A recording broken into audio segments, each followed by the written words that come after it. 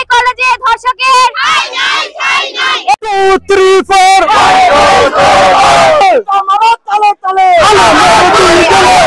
দিনাজপুরের বীরগঞ্জ উপজেলার নওপাড়া স্কুল ও কলেজের অফিস সহকারীর পুনরায় যোগদান বন্ধের দাবিতে ছাত্রছাত্রী ও এলাকাবাসীর এক বিশাল মানববন্ধন অনুষ্ঠিত হয়েছে।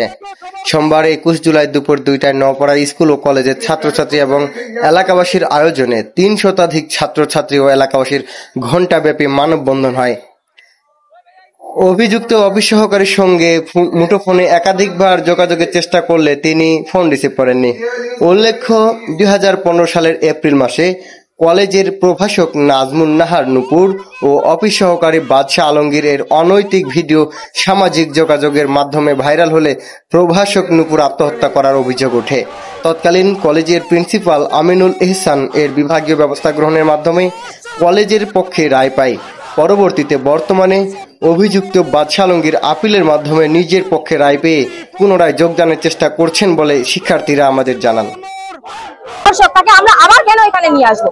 যখন তার বিচারই হয়নি ঠিক মতো, তাকে তো আমাদের বিচার ব্যবস্থার আওতায় আনতে হবে। তা না করে আমরা তো আবার তাকে পুনঃ যোগদান করার ব্যবস্থা করছি।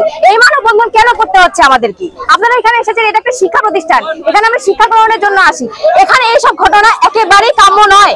যখন হয়ে গেছে তাকে আমাদেরকে পর্যাপ্ত বিচারের ব্যবস্থায় আনতে হবে। আমাদের কর্তৃপক্ষকে, আমাদের প্রশাসনকে দেখতে হবে তাকে যেন আমরা বিচার দিতে পারি, যাতে ভবিষ্যতে কোনো রকম শিক্ষা প্রতিষ্ঠানে এই ধরনের ঘটনা না ঘটে। তা না করে আমরা আবার তাকে পুনঃ যোগদানের ব্যবস্থা করে দিচ্ছি।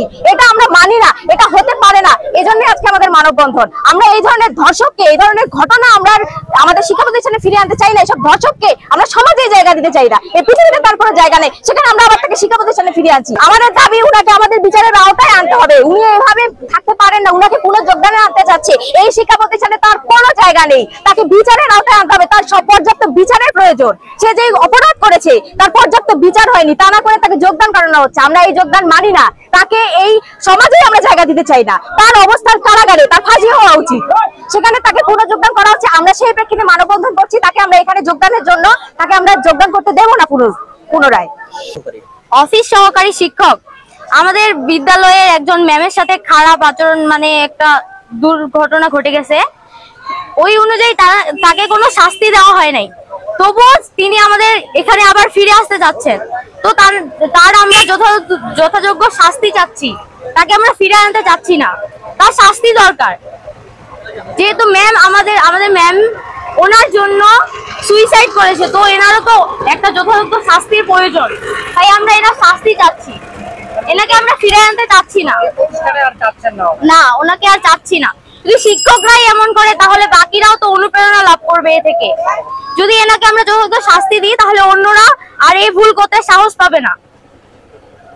এটা কেউ করতে যাবে না বা ভয় পাবে, যে এনার শাস্তি দেখে সবাই ভয় পাবে যে এটা করা উচিত হবে না। এটা কতটা একটা খারাপ কাজ সেটা সবাই জানতে পারবে, কেউ এটা করবে না।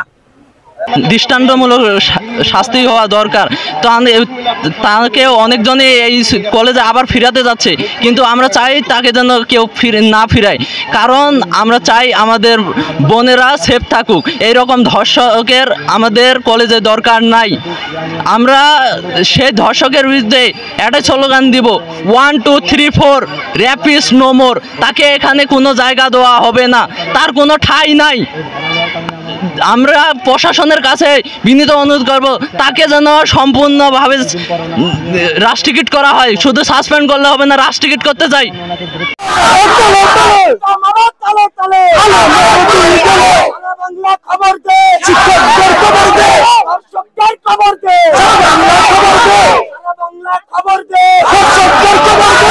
এই কলেজে ধর্ষকের